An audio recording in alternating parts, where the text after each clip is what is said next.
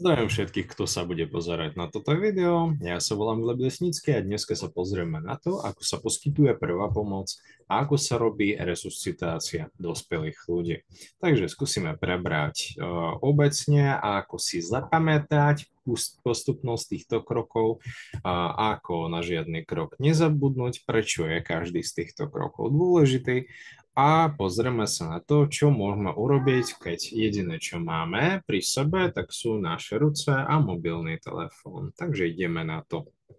Prvé, čo si musíme zapamätať, tak je to skrátka, ktorá sa volá SSS ABC. To znamená, že prvé S je ako keby safety. To vychádza z angličtiny a toto všetko môžeme použiť na to, keď sme sa ocitli v nejakej situácii, keď niekto potrebuje pomoc. Predstavte si, tieto obrázky, oni sú také, že vygenerovala ich neurosieť, takže budeme ich používať pre znázornenie. Takže tu máme človeka, ktorý je bezvedomý napríklad. Takže čo robíme, ak vidíme človeka, ktorý je bezvedomý? Prvé, čo robíme, tak zaistíme vlastné bezpečie. To znamená, že my sa pozrieme, či nám nič nehrozí v tejto situácii. To znamená, čo musíme zaznamenať? Predstavíme si, že sme na diaľnici napríklad. Musíme sa pozrieť, či nejde žiadne auto, či napríklad neexistuje nejaké nebezpečie, že by nás zrazilo to auto, tak potom napríklad alternatívna situácia. Leží človek a okolo neho pobieha napríklad pitbull. Takže toto tiež nie je vhodná situácia, preto aby sme začínali poskytovanie prvej pomoci. Lebo musíme najprv mysleť na seba, že aká je situácia, či je situácia bezpečná a keď napríklad nebudeme mysleť na tento bod, tak bude len o jednu obieť viacej. Takže napríklad dávame pozor. Čo ešte môže byť takým príkladom situácie, u ktorej musíme zistiť svoje vlastné bezpečie? Napríklad niekde uniká plyn. Leží človek bez vedomia. Do toho nesmieme vstúpiť, kým si nezaistíme bezpečie tiež. Takže, alebo napríklad je požiar, horí dom a vo vnútri je človek bez vedomia. Zase vieme tam vojsť a toho človeka vyťahnuť bez toho, aby sme sa ohrozili. Pokiaľ hej, tak by sme mali zvážiť, či to urobíme. Pokiaľ nie, tak samozrejme musíme najskôr zavolať hasičov a až potom premýšľať, ako to urobiť. Takže vždycky v danej situácii náš život je najdôležitejší. Pokiaľ ho ohrozíme, tak nepomôžeme ani tomu človeku, ani nepomôžeme sebe. Ešte napríklad, ako je to napísané, že elektrický prúd, alebo napríklad nejaká bitka opilých ľudí v bare alebo niekde inde. Takže zaistili sme bezpečie, takže poobhliadnime sa, pozrieme sa na celú situáciu. Vidíme toho človeka, keď leží, tak to proste znamená, že ako niečo sa mu stalo. Čo sa mu stalo, musíme zistiť, či to nie je spôsobené nejakým okolím. Takže zaistili sme svoje bezpečie, vždycky sa porozhliadnúť a potom ísť za tým človekom. Keď ideme za tým človekom, ktorý leží, alebo ktorý sa nám len nezdá, že ako by mohol byť, napríklad mohol by mať nejaký problém, nemusí byť nutne bezvedomý, tak vždycky robíme druhé S-ko, stimulate. To znamená, že urobíme stimuláciu. Takže, kým ideme k tomu pacientovi, tak na neho zakričíme. Pán Novák, vy ste v poriadku, či keď ho známe, keď ho neznáme, tak povieme, že páne, vy ste v poriadku, potrebujete pomôcť, počujeme sa. No, keď na toto pacient nereaguje, tak pristupujeme k ďalšiemu kroku. To znamená, urobili sme hlasovú stimuláciu, zvukovú, ten človek stále leží. To znamená, že prichádzame na druhý krok. Takže druhý krok robíme tak, že toho pacienta trošku zatriasieme. Takže najskôr začíname tým oslovením a potom zatrasením. Takže väčšinou normálne ho zatresieme trošku z plecma, takto. Alebo môžeme ho mierne štípnuť na ušný lalovčík napríklad, alebo na ruku. Tak, pokiaľ tiež nie je žiadna reakcia, tak postupujeme ku ďalšiemu kroku. Ak sa človek zobudil, otvoril oči, napríklad povie, že neviem, proste zamotalo sa mi hlava, tak algoritmus je iné. Tiež musíme zostať s tým človekom, ideálne sa spýtať proste, či potrebuje pomoc, možno zavolať záchranku tiež, ale pokiaľ človek nám neodpovedá, tak ideme ďalej.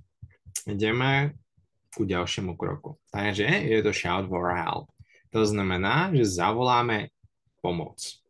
Tak, to znamená, že zakričíme, privoláme ľudí z okolia. Pomoc, pomoc. Prečo voláme ľudí z okolia, aj keď sme napríklad, dajme tomu, lekári? Pretože vždycky je lepšie mať 4 ruky a 2 hlavy, ako 2 ruky a 1 hlavu. Takže to znamená, že ten človek, ktorého privoláme, ktorý príde, on môže pomôcť. Že napríklad, aj ak je nevyškolený záchranca, tak môže pomôcť tým, že vám zavolá záchranku. Takže keď príde niekto, keď povieme pomôcť, tak toho človeka zaukolujeme. Takže povieme mu volajte 155 alebo volajte 112. To znamená, že volá záchranku alebo volá obecnú záchrannú tiesňovú linku. Takže kedy volať 155 a kedy volať 112. 112 voláme, keď napríklad sme v krajine, jazykom, ktorý nerozprávame. Takže to znamená, že ste, dajme tomu vo Francúzsku, voláme 112. Alebo keď ten človek, ktorý volá cudzinec, nevie po slovensky, takže tiež volá 112. Ak viete po slovensky, a vy viete po slovensky, takže voláme 155. Prečo je taký rozdiel? Pretože keď voláme 112, tak narazíme na hasiča, ktorý sedí tam a až potom pripojí na záchrannú službu. Ak voláme 155, tak hneď narazíme na pravdepodobne záchranára alebo sestričku, čo sedí ako dispečer na tej stanici. Takže to je ohľadom volania záchranky. Vždycky hovoríme volajte 155 tomu človeku alebo 112, nehovoríme volajte záchranku, pretože ten človek môže byť v takém strese, že si ani nevspomenie, aké je číslo na záchranku. Takže vždycky my musíme byť v takom kľude a povedať, že volajte 155. Takže ten človek nám môže volať záchranku alebo tiež zháňať pomoc, navigovať tú záchranku po tom, čo je veľmi dôležité. My ako školení záchrancovia môžeme potrebovať obie naše ruce a môžeme potrebovať u toho človeka pri tom človeku zostať. Takže keby napríklad byla potreba volať záchranku, tak samozrejme to sa dá, väčšinou to sa robí tak, že ten telefón dáme pri sebe, normálne ležať a na hlasitý posloch. Tak, a už potom začíname kontrolovať dýchanie a tak ďalej. Takže zavolali sme pomoc, zavolali sme záchranku. Niekedy sa stáva taká situácia, že napríklad človek skolabuje, že leží na autobusovej zastávke. V okolí je strašne veľa ľudí. No, ale uplatňuje sa tzv. Efekt davu. Čo to znamená? To znamená, že tí ľudia, je ich tak veľa, že oni si myslia, že ja nepôjdem pomôcť, pretože už niekto určite inej pôjde pomôcť. Takže keď napríklad sme v takej situácii, tak vždycky sa pozrieme na niekoho a povieme, pán v zelenom svetri napríklad, poďte mi pomôcť. A v takomto prípade ten človek zareaguje. Tak, prečo ešte možno potrebovať tú pomoc? Potom povieme v ďalšom kroku. A v ďalších krokoch dokonca, lebo ten človek môže nám pomôcť resuscitovať toho človeka, ktorý je v bezvedomí.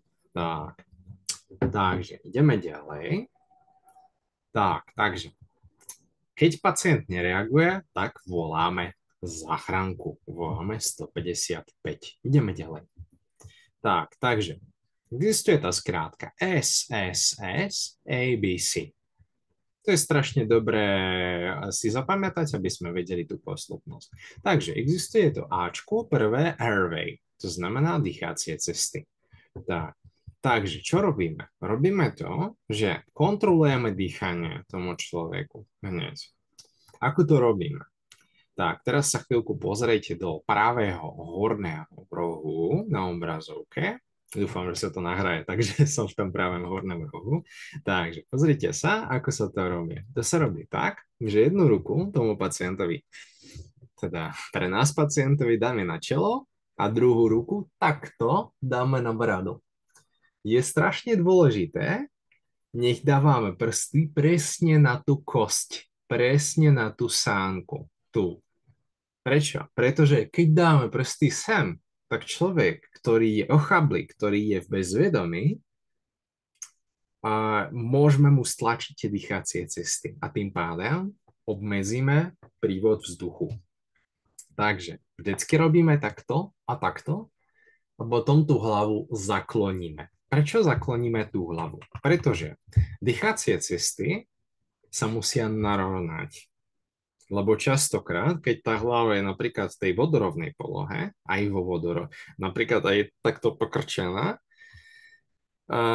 tak tie dýchacie cesty sú pokrčené tiež. Takže musíme tú hlavu zakloniť tak, aby tie dýchacie cesty sa narovnali a vzduch prúdil bez problémov. Tak, potom vždycky počúvame takto. Tak, počúvame, či počujeme dýchanie. Keď počúvame, tak musíme priblížiť naše ucho ku ústam pacienta a popri tom sa pozerať na hrudník, či sa hýbe. Takže, ako kontrolujeme dýchanie? Vždycky 10 sekúnd, nie menej, trošku ďalej vysvetlím prečo. Takže musíme kontrolovať 10 sekúnd. Keď kontrolujeme to dýchanie, tak musíme kontrolovať posluchom, to znamená, že počujeme, či ten pacient dýchá, že napríklad alebo nejak tak. Potom pocitom, to znamená, že keď niekto nám dýchá takto do obličie, do tváre, tak to proste ucítime, že nejaký prúd vzduchu tam je. Tak, potom sa pozeráme na hrudník. Keď sa pozeráme na hrudník, tak vidíme, že ten hrudník sa zdvíha a potom sa zase znižuje. To znamená, že zase ten pacient môže pravdepodobne, že dýchá tiež. Takže takto kontrolujeme 10 sekúnd. Vždycky 10 sekúnd. Prečo nekontrolujeme napríklad 5 sekúnd? Lebo tá dýchacia frekvencia môže byť tak pomalá, že ani jeden dých neucítime a neuvidíme, neuslyšíme, kým budeme počítať do 5. Takže 10 sekúnd vždycky. Áno. Takže zase otázka. Čo robiť, keď ten pacient dýcha? O tom sa pobavíme čiastočne trošku neskôr, ale teraz si povieme tiež základnú vec. Samozrejme, keď ten človek bezvedomý je a dýcha, takže voláme záchranku, ale to už sme zavolali v tom predchádzajúcom kroku. Shout for help plus volanie záchranky. Takže záchranka ide a my tomu človeku takto držíme tú bránu. Tak. Takže keď držíme tú bránu tomu človeku, tak môže dýchať. Tak, OK. To je taká priaznivá situácia, by som povedal. Teraz pôjdeme na tú nepriaznivú situáciu. Takže, čo keď človek nedýcha? Už sme sa pozreli, to je Bčko breathing, že kontrolujeme to dýchanie. Tak obrázok je čiste ilustratívny, že v podstate je to také, že musíme to ucho dať k ústam a pozerať, sledovať hrudník. Tak, dobre, takže ďalej. Circulation. Cčko. Čo to znamená? To znamená, keď človek nedýchá, hneď začíname resuscitáciu. Kardiopulmonálna resuscitácia sa robí tak, že umiestime ruce takto v zámku, že normálne urobíme takto v zámku prsty, umiestnime ruce na spojnici bradavek. Takže na spojnici bradavek.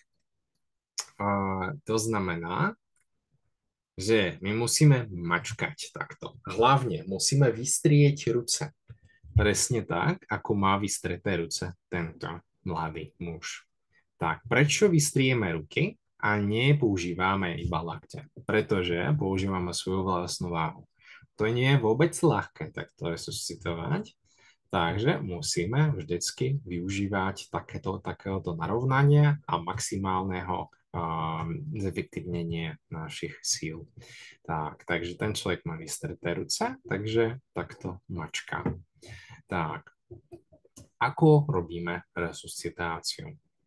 Vždycky, áno, spojnice bradaviek, ak je to muž, ak je to žena, tak zhruba v polovine až dvoch tretinách toho sterna, takže tej kosti, hrudnej kosti. Zhruba väčšinou je to tak polovina toho sterna, tej hrudnej kosti. Tak, takže robíme resuscitáciu.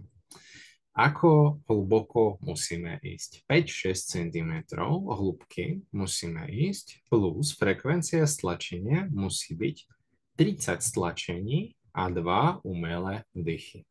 Ďalej budú ďalšie slajdy, ktoré toto popisujú tiež. Tak, takže ešte raz to zopakujeme.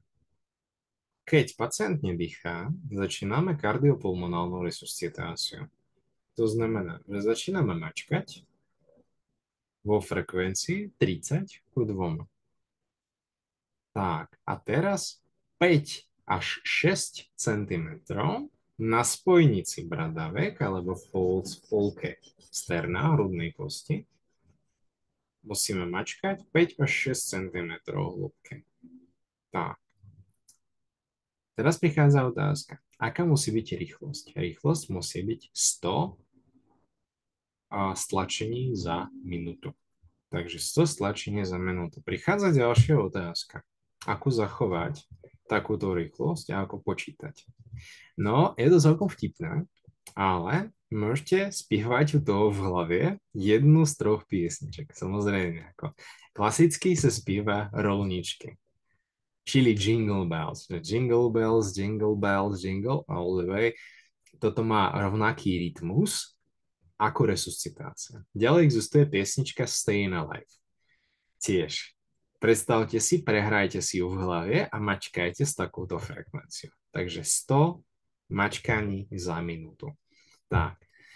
A tieto metódy sú vtipné, ale pokiaľ sú fungujúce, tak pokiaľ sú funkčné proste, tak prečo by sme ich nepoužívali? Takže používame tieto metódy. Dobre, ďalej. Tak, safety už bolo, takže toto je tu omylom v podstate. Tak, takže vôbec, aké sú? Áno, takže resuscitujeme circulation. A ďalej potom sú nejaké ešte poznámky k tej resuscitácii. Takže takto dokola. Takže urobili sme 30 zmačknutí.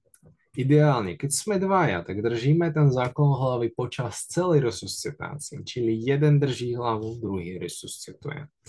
Väčšinou je to lepšie, keď jeden drží hlavu, druhý resuscituje a potom ten, kto drží hlavu, dýcha.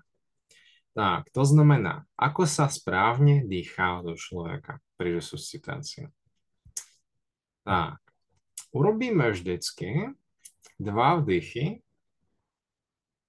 tak, že upcháme tomu človeku nosné dierky, takže vždycky urobíme takto a zakloníme mu hlavu. Urobíme ústa ústom.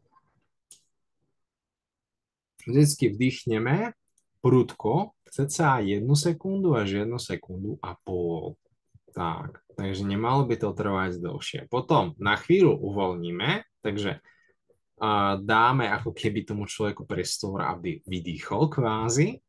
Tak a potom zase začínáme ešte druhý vdych. Tak a potom pokračujeme resuscitáciu.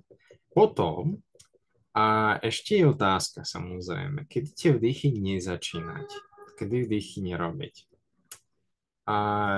Tieto vdychy nemusíte robiť, ak je to osoba, o ktorej napríklad nič neviete, že proste je to proste nejaký človek so špatnými hygienickými návykmi, že proste napríklad má špínavé všetko, je po zvrátkach, je v krvi napríklad od krví, že niečo také. Takže to nemusíte samozrejme. Najlepšie je vôbec ako dýchať cez nejakú masku alebo aspoň cez kapesník. Tak, takže záchrancovia sa môžu prestriedať väčšinou po 2 minútach, takže stlačajú takto, že jeden dýchá, druhý tlačí a potom ten človek, ktorý tlačí, povie, teraz urobím ja 2 vdýchy, ty sa tak a potom sa striedame. To znamená, že ten, kto drží hlavu, ako náhle ten človek ukončí stlačenie, pôjde sa nachystať na tie stlačenie a ten, kto tlačil, pôjde urobiť 2 vdychy.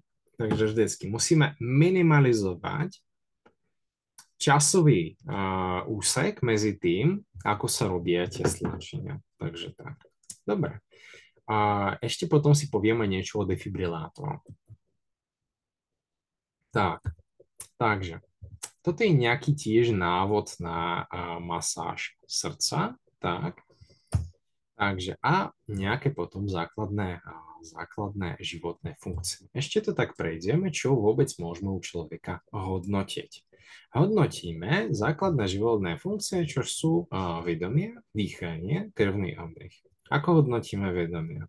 Práve tým shout stimulation. Takže tomu človeku najskôr ho oslovíme, potom štípneme alebo zatrasieme. Tak, to je vedomie. Či otvára oči, či nejak sa na nás tvári, alebo nie. Keď človek neodpovedá, tak logicky je bez vedomia. Dýchanie kontrolujeme tým A i B. Takže airways i breathing. Znamená, že zase počúvame, pozeráme sa na hrudník. Krvný obeh kontrolujeme väčšinou takto. K tomu sa vrátime až budeme robiť lekárskú prvú pomoc.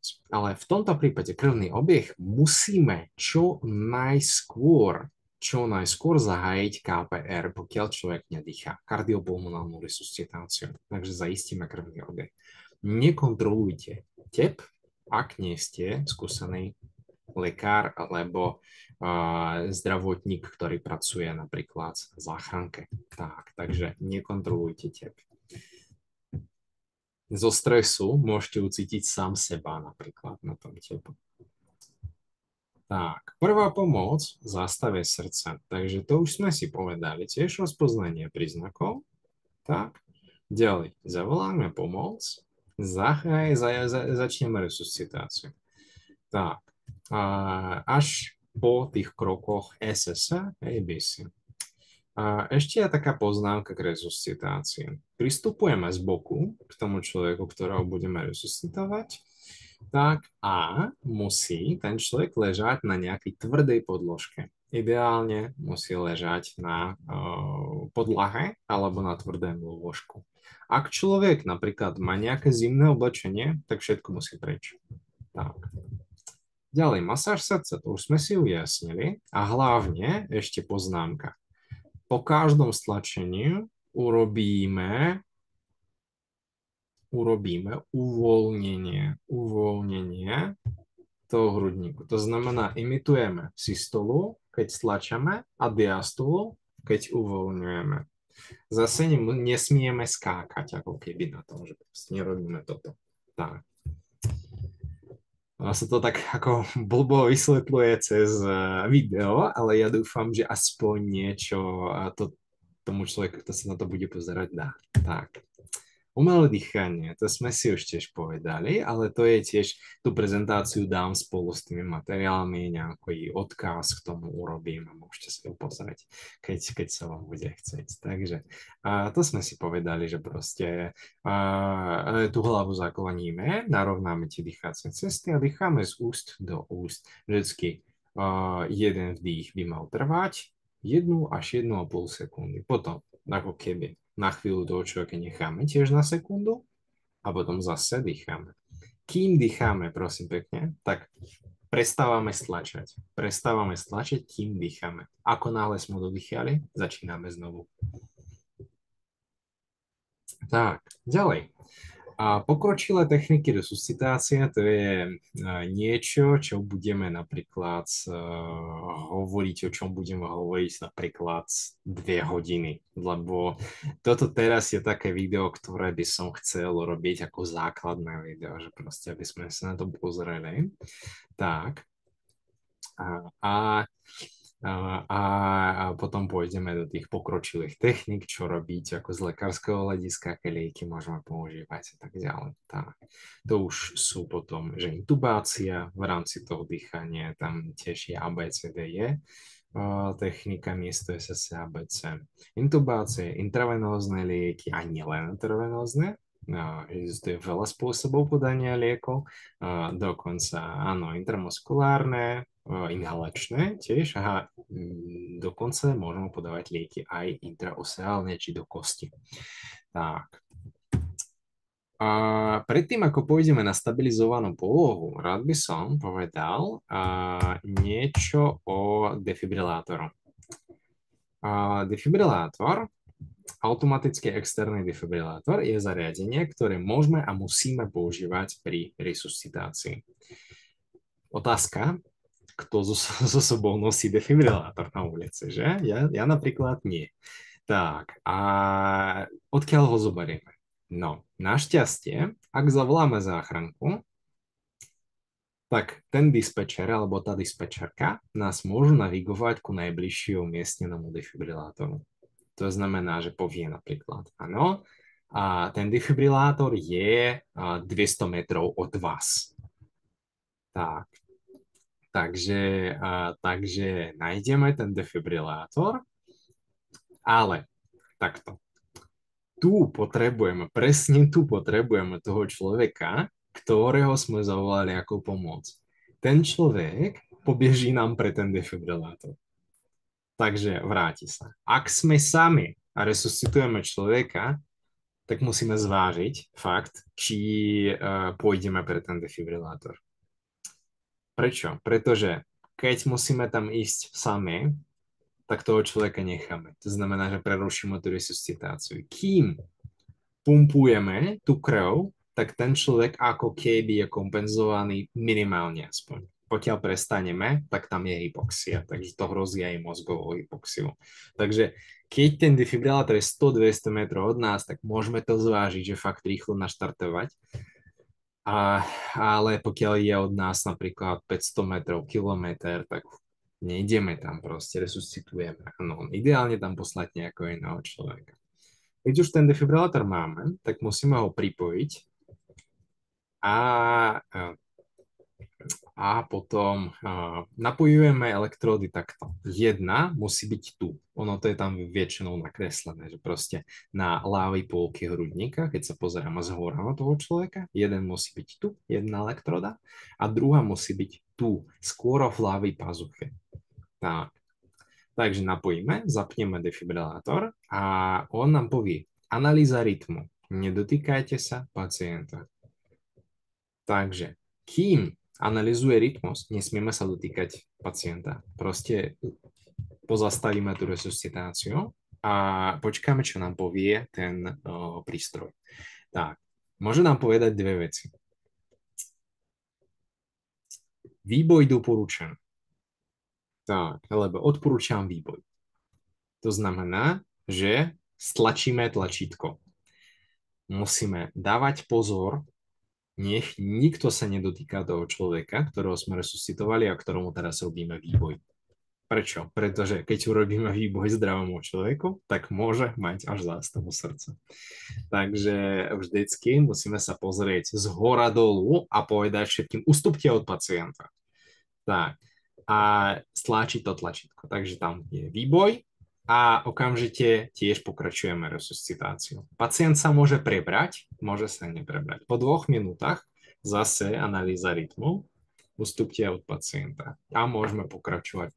Keď ten pacient napríklad má fibriláciu komôr, tak toho človeka môžeme zachrániť tým výbojom. Tak, otázka ďalej. Čo keď je to dieťa? O tom sa pobavíme v ďalšej prezentácii. Tak. Stabilizovaná poloha. Tak. Asi sa zaujímate, čo sú to za figurky. Čo to je za panáčik nejaký, ktorého musíme otáčať. Takže toto je schéma, ako pacienta dať do stabilizovanej polohy. A čo s tým človekom robíme a kedy to potrebujeme. Takže buď zase ukladáme do tej polohy pacienta, ktorého sme buď úspešne zresuscitovali, alebo ktorý dýchal je bezvedený, alebo ktorý zvráca, alebo ktorému odtekajú nejaké tekutiny z úst. Môže to byť aj krv. A kedy ukladáme pacienta do takej polohy? A nie každého pacienta, ktorého sme zresuscitovali, musíme uložiť do tej polohy. Je niekoľko na to príčin, aby sme ho uložili. Pýtajte sa, a čo robiť s pacientom, ktorého sme zresuscitovali? Držať mu hlavu. Proste držať mu hlavu v takom záklonu, kým sa buď nepreberie, alebo kým nepríde záchranka. Takže priebežne musíme kontrolovať jeho vitálne funkcie. Tu je taká špecifická situácia. Prvá príčina, z ktorej prečo urobíme tú stabilizovanú polohu. Prvá príčina je v tom, že ten pacient zvráca. Napríklad už je úspešne zresuscitovaný, ale zvráca, alebo krváca z úst. Aby zvrátky odtiekali niekam bokom, tak toho človeka takto otočíme. Tak, druhá príčina, prečo to robíme? Druhá príčina je, že ten pacient síce ako sme ho prebrali, sme ho zresuscitovali úspešne, ale je tam druhý pacient ešte napríklad. Alebo musíme odbiehnúť pre pomoc, že napríklad sme v lese, v horskej chate, nejak tak. A musíme odbiehnúť pre pomoc. Takže musíme toho človeka nechať. Ale ako náhle tú hlavu uvoľníme, tak proste je nebezpečie, že kvôli upchatiu dýchacích cest ten človek prestane dýchať. Takže ho tiež otočíme na bok. Takže toto je poloha napríklad, keď ideme pre pomoc. Alebo keď toho pacienta musíme nechať na chvíľu ležať a ísť pomáhať druhému pacientovi. Tak, alebo ísť napríklad navigovať vrtuľník, ísť navigovať záchranku alebo niečo také.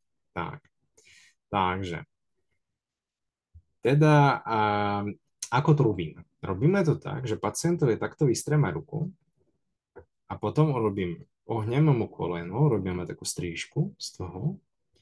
Tak, túto ruku dáme sem a ja väčšinou už dám takto ruku pod tvár sem, takže to znamená, aby ležal na tom, aby neležal na nejakom tvrdej pôde, napríklad na podlahe a tak. Tvárou. Tak, takže potom otočíme toho pacienta. Ako otáčame pacienta? Tuto využívame ako páku, to koleno. A otáčame, neťaháme toho pacienta za ruku. Teoreticky môžeme mu vyklúbiť rameno. Takže ťaháme za kluby. To znamená, že umiestnime svoju ruku na koleno alebo takto na pravú časť pánvy tomu človeku. Tak a ďalej umiestnime ešte druhú ruku na pleco. Tak, potom otočíme toho pacienta a takto toto koleno mu predsunieme a túto ruku už musí mať podloženú týmto. Hlavne ešte sledujeme, aby tieto ruce na seba netlačili, aby tento lakeť napríklad netlačil na túto ruku. Tak, to znamená, takto leží pacient. Ako náhle sme ho uložili, tak počúvame dýchanie. Počúvame, či ten pacient dýcha. Skontrolujeme zase 10 sekúnd a ideme ku ďalšiemu pacientovi, alebo ideme pre pomoc. Toto je stabilizovaná poloha, to je veľmi dobrá vec. Tak, a tu máme nejaký záver. Takže v podstate mozog môže prežiť bez kyslíka 5 až 6 minút. Potom už začínajú nenávratné zmeny. Čím rýchlejšie začneme toho pacienta resuscitovať, tým väčšia je šanca na to, že ten človek sa z toho dostane bez následkov. Alebo skoro bez následkov. Takže rýchla reakcia je kľúčová. A ak ste zdravotníci, tak v Európskej únii máte väčšiu zodpovednosť za to, keby napríklad ste náhodou niekomu nepomohli. Takže myslíte na to a myslíte na to, že tiež vy ste tí, ktorí sú preto školení. Takže rýchla reakcia. Ako náhle sa nám niečo nezdá, radšej príďme sa spýtať. Ako náhle sa niečo nezdá, voláme záchranku. Tak. Pravidelný tréning. No, ja fakt veľmi dúfam v to, že tá prezentácia vám pomohla. A bude zdarma na YouTube a v komentároch. Nájdete link na túto prezentáciu, ak vám pomôže, super. Môžete sa pozerať na nejaké stránky, kde sú pravidelné guideliny, to je ešte lepšie.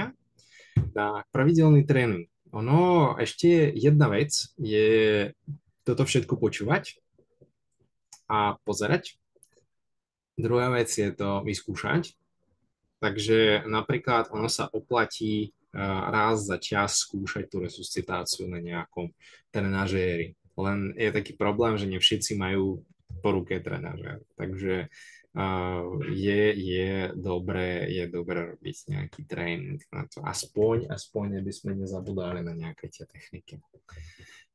Takže každá sekunda sa počíta, v podstate to je to isté, čo som hovoril. Takže vždycky musíme reagovať v čase. Takže v podstate na dnešek je to všetko. Budem rád, ak vyjadrite svoj názor v komentároch. A bol som s vami ja, Gleb Desnický, a dovidenia.